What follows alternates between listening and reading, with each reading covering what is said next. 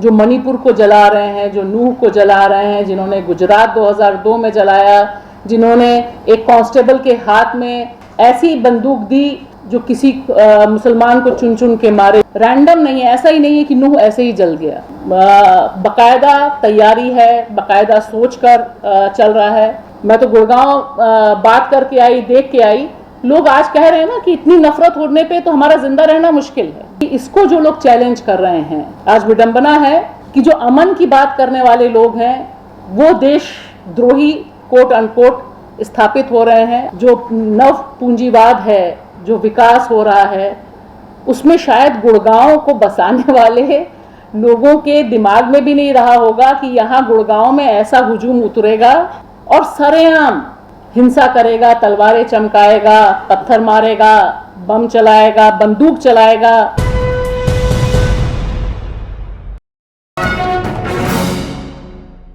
बहुत बहुत शुक्रिया। और नंदिता जी और सहबा और बाकी साथियों ने ये जो शुरुआत की है, मुझे लगता है कि शायद जिस तरफ हम बढ़ रहे हैं, जिस तरफ देश का लोकतंत्र बढ़ रहा है, जिस तरह से लोकतंत्र पे संगोल युग यानी राजदंड का और देश के कॉन्स्टिट्यूशन का जिक्र हुआ, उस कॉन्स्टिट्यूशन पे मनुस्मृति का दबदबा कब्जा हो गया है। तकरीबन ट्रांसफॉर्मेशन तो अनाउंस हो ही गया। अभी संजय जी ने जिक्र किया मित्रों का, तो मित्रों और कंपनी ने एक तरह से ट्रांसफॉर्मेशन की एक प्रक्रिया अपनी तरफ से संगोल गाड़ के कर दी है नए पार्लियामेंट में। उसमें दो तीन चीज़ें जो बहुत ज़रूरी हैं और मुझे लगता है कि जितने लोग यहाँ पर मौजूद हैं, हम सब इस बात को बहुत शिद्दत से महसूस कर रहे हैं कि हमारे चारों तरफ जो नफ़रत है वो इस कदर व्याप्त है कि उस नफ़रत को देखते देखते ऐसा महसूस होने लगता है कि शायद यही सबसे बड़ी रियलिटी है हमारे दौर की। और शायद इस कमरे में जितने लोग हैं, बाहर जितने हमारे दोस्त हैं, हमारे परिचित हैं, हमारे को ट्रैवलर्स हैं इस जर्नी में, वो सब, उन सब के भीतर शायद एक सवाल ये बहुत सुलगता हुआ है, जलता हुआ है मणिपुर की तरह ही, कि इतनी तेजी से जो सारे के सारा तंत्र है, लोकतंत्र के जितने खंबे पढ़े सुनाए जाते हैं, वो सब ऐसे ढह जाएंगे, सब नफरती हुजूम को इस तरह से तरजीह देंगे, या हर्ष जिसका जिक्र कर रहे हैं, बहुत सुविधाजनक चुप्पी हासिल हो जाएगी। मतलब ये ऐसा हो जाएगा, मुल्क शायद यहाँ पे जितने लोग हैं उनको बिल्कुल भरोसा नहीं रहा होगा कि वाकई, मैं बहुत पहले की बात नहीं कह रही, मैं कह रही हूँ कि पिछले न्यू लिबरल दौर के बाद भी शायद जिस सभ्य समाज की न्यू कैपिटल ने कल्पना की थी, जो नव पूंजीवाद है, जो विकास हो रहा है, उसमें शायद गुड़गांव को बसाने वाले लोगों के दिमाग में भी नहीं रहा होगा कि यहाँ गुड़गांव में ऐसा हुजूम उतरेगा और सरेआम हिंसा करेगा, तलवारें चमकाएगा, पत्थर मारेगा, बम चलाएगा, बंदूक चलाएगा। ये सब वो चीज़ें हैं जिनको G20 के आप कहिए कि स्टार इलाके हैं, जिनको आप विकास के तौर पे दिखाते थे। तो मुझे लगता है कि ये एक बड़े पैमाने पे जब दोस्ती की बात या दोस्ती का एक जो मिशन हो रहा है, दरअसल ये जीवन को बचाने की बात है,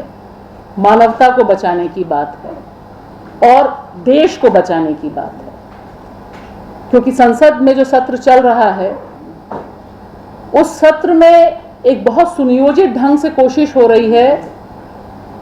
कि देश के विरोध में जो ताकतें हैं, जो मणिपुर को जला रहे हैं, जो नूह को जला रहे हैं, जिन्होंने गुजरात 2002 में जलाया, जिन्होंने एक कांस्टेबल के हाथ में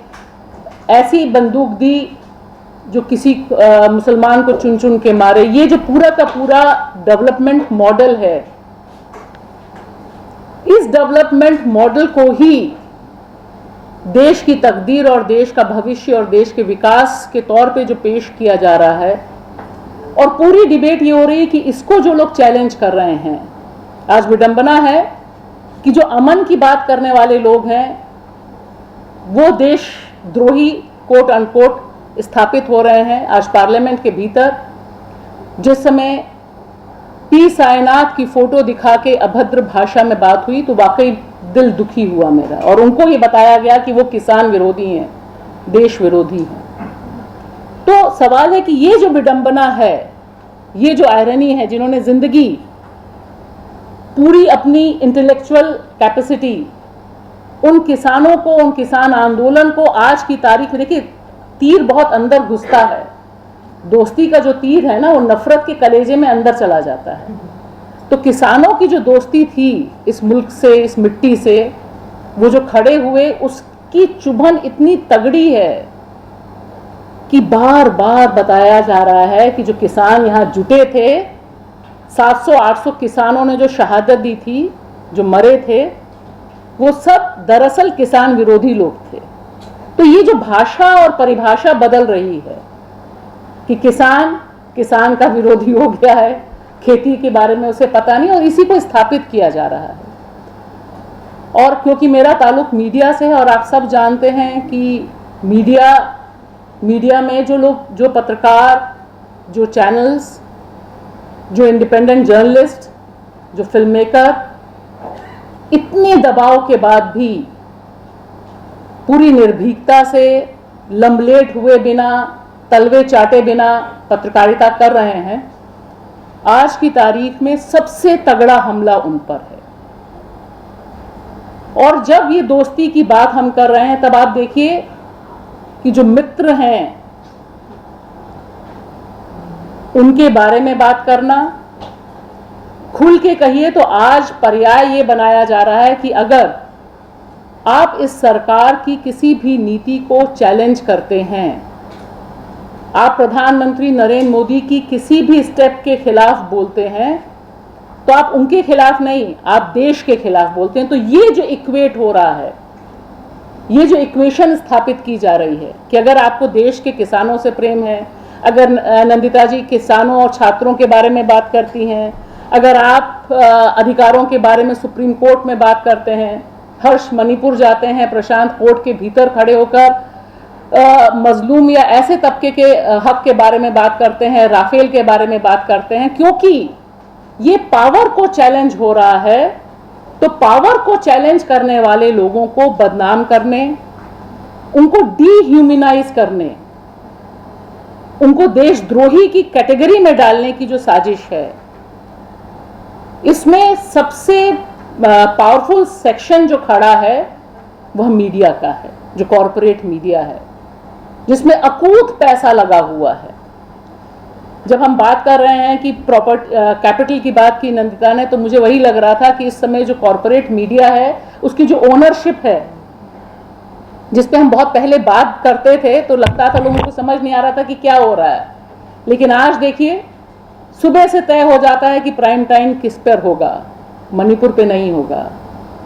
किस पर होगा वो तय हो जाएगा। सब के सब लोग उसी हिसाब से प्राइम टाइम करेंगे, उसी हिसाब से एजेंडा सेट करेंगे, उसी हिसाब से नफरत करेंगे, उसी हिसाब से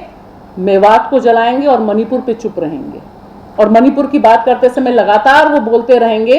मतलब मुझे लगता है कि बीजेपी आईटी सेल की तो जरूरत ही नहीं है, उसके लिए जो कॉरपोरेट मीडिया के कुछ खंबे हैं वो बहुत अच्छा काम कर रहे हैं। और नफरत इस कदर है, उसकी जो पराकाष्ठा है वो हमें ट्रेन में दिखाई देती है।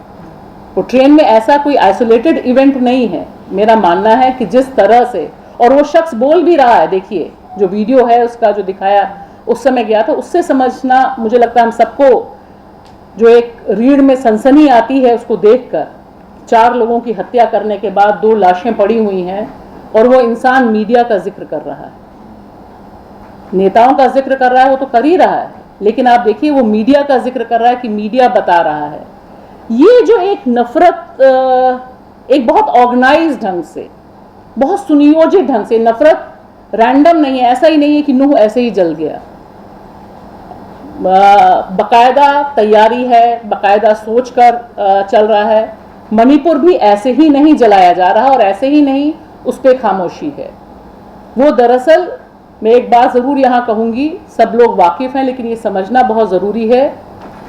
कि दरअसल ये संकट सबसे ज़्यादा हिंदुओं के लिए है। जो मनुस्मृति आ रही है उससे जो हिंदू औरतें हैं, आज की तारीख में ये सब बोलना पड़ रहा है, ये भी बड़ी विडंबना है, शो भी करने पड़ते हैं कई बार, लेकिन वो हकीकत है कि सबसे ज़्यादा खतरा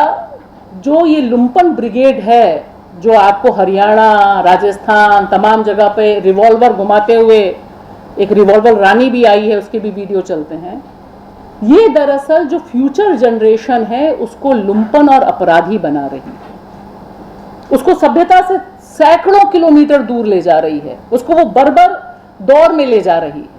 वो जो लड़का उतरा है नूह में, वो जो लड़का उतरा है मणिपुर में, औरतों को नंगा करके उनके स्तनों को काटते हुए और सामूहिक हत्या करने के लिए, बलात्कार करने के लिए, वो तो इंसान की कैटेगरी से बाहर हो गया ना। वो तो सिविलाइजेशन में उस बर्बर युग में पहुंच गया जहां पर सभ्यता की, मानवता की आप बात नहीं कर सकते। तो ये जो एक अटैक है, यह दरअसल अटैक अगली पीढ़ी पर है। अगर आप देखिए जितने लुम्पन ब्रिगेड्स हैं जो देश को जलाते हुए, महिलाओं पर यौन हिंसा करते हुए घूमते हैं, वीडियो बनाते हैं, वो दरअसल देश का भविष्य है जिनके कंधों पर रखा हुआ है। और हिंदू औरतों के बारे में जो मिथ एक पैदा किया गया है, द सो कॉल्ड लव जिहाद कोट अनकोट के तहत, वो दरअसल हिंदू औरतों के ऊपर हमला है, क्योंकि वो बता दिया है कि तुम्हारे पास दिमाग नहीं है, तुम अपना प्रेमी नहीं चुन सकती, अपने कपड़े नहीं चुन सकती, अपना विवाह नहीं चुन सकती, कुछ नहीं चुन सकती, क्योंकि तुम्हारे पास मनुस्मृति यही कहती है कि औरत अपना डिसीजन नहीं ले सकती है। तो हिंदू औरत कैसे डिसीजन ले सकती है? गुजरात में जब हम बैठे हैं, वहां चर्चा हो रही है कि लव मैरिज जब होगी तब भी पेरेंट्स का कंसेंट जरूरी होगा। तो ये जो एक दौर है, तो ऊपर से लेकर नीचे तक जो नफरत का दौर है, और जिसमें जो लोकतंत्र के तमाम खंबे हैं, जिसमें न्यायपालिका का एक बहुत अहम योगदान हो सकता था, जो नहीं हुआ। मणिपुर को बाकी सब संस्थाओं ने फेल किया, सुप्रीम कोर्ट ने भी फेल किया। जब वो लोग पहुंचे थे वहां पर इंटरवीन करने के लिए, तो नहीं इंटरवेंशन हुआ। तो ये जो एक चीज दिखाई दे रही है कि राजा मोदी जी आते हैं तो दिखाई देता है कि रेड कारपेट है, और कोई आपके और उनके बीच नहीं आ सकता, मतलब कैमरे के बीच और मोदी जी के बीच, तो रेड कारपेट पे राजा की तरह चलते हैं। तो ये जो राजशाही का दौर है, कि अब आप सोचिए कि देश के इतिहास में, संसदीय इतिहास में शायद पहली बार हो रहा है कि देश के प्रधानमंत्री को एक सुलगते हुए राज्य पर बोलने के लिए, बाध्य करने के लिए सारे विपक्ष को नो कॉन्फिडेंस मोशन लाना पड़ रहा है। तो ये जो एक नफरत है, मुझे लगता है कि इसको काउंटर करने के लिए, इस पर बात करने के लिए, क्योंकि मुझे लगता है नफरत से बिना टकराए अमन नहीं आ सकता।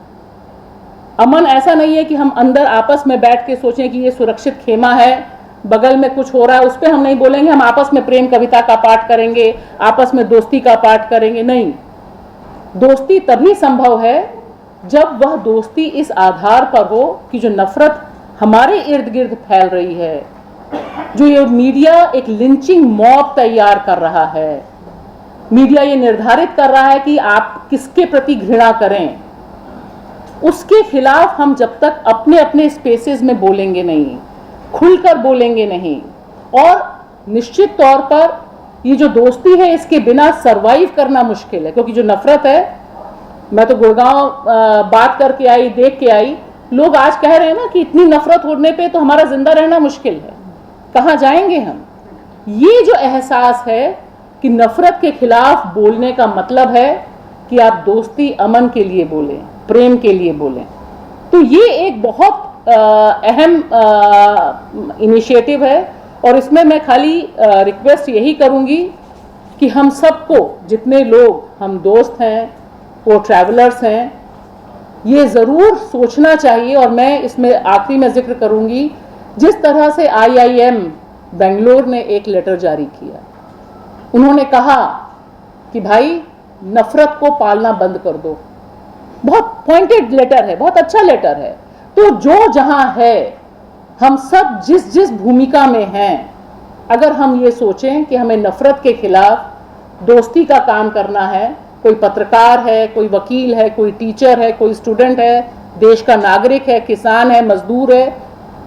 तभी इस नफरत का जो पूरा का पूरा एक ब्रिगेड चली आ रही है, इसे हम चैलेंज कर सकते हैं, और ये चैलेंज हम ही कर सकते हैं, कोई और नहीं कर सकता। ये भी मुझे पूर्ण विश्वास है कि इसका मुकाबला इस वतन में अमन की बेटियों से ही होगा और अमन के रखवालों से ही होगा। शुक्रिया।